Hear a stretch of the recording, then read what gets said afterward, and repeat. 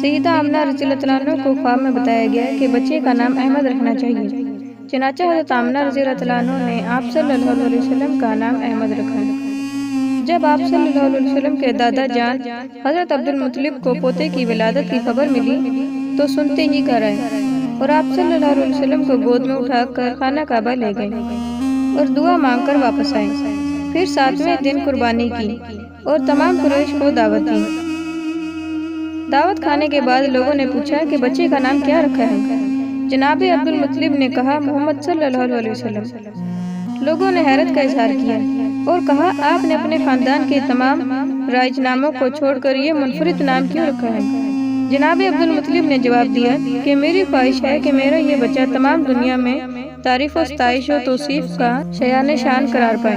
چنانچہ اس طرح رسول کریم صلی اللہ علیہ وسلم کا نام مبارک والدہ ماجدہ نے احمد صلی اللہ علیہ وسلم رکھا اور دادا نے محمد صلی اللہ علیہ وسلم رکھا۔ سیرت ابن ہشام جلد اول، البدایہ والنہایہ جلد دوم۔ سبحان اللہ۔